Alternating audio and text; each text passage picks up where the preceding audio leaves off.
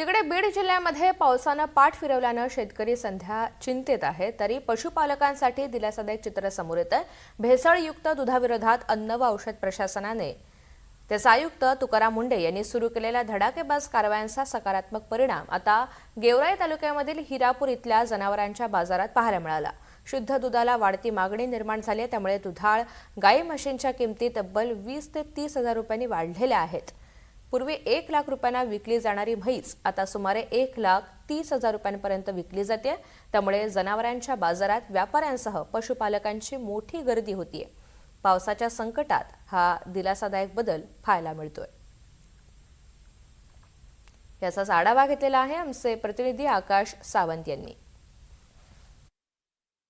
सध्या बीड जिल्ह्यात पाऊस जे आहे ते पावसाचं प्रमाण कमी आहे.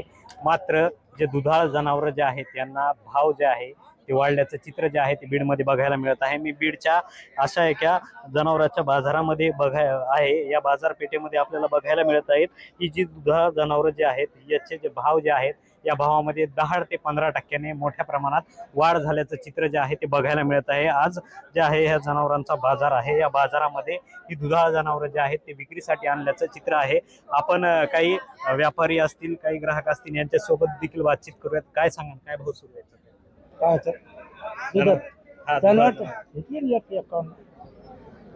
काय सांगा ना मामा, कशामुळे हे भाव वाढतायत? ते पावसामुळे काय झालंय, भेसळ दूध कमी झालेलं आहे. त्याच्या अवघाने 80 रुपये 90 रुपये लिटर जाते.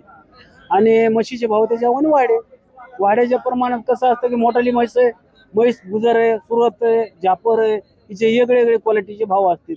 1.5 लाखाला विकते, 1 लाखाला विकते, कधी 2 लाखाला विकते, 1 लाखाला विकते, 75ला विकते. अशा गुणाने हे समजा पाऊस काळ कमी असल्याने दुधाचे भाव वाढे.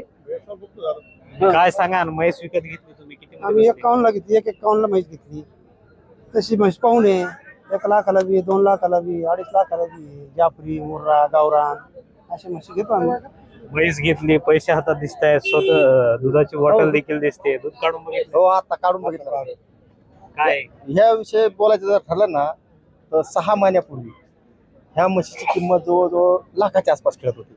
ह्याचं कारण असं झालं की ज्यावेळेस भेसळ बंद झाली, असं भेसळ म्हणावं लागेल भारतामध्ये कमीत कमी अर्ध्याला अर्धीच भेसळ दूध होतं.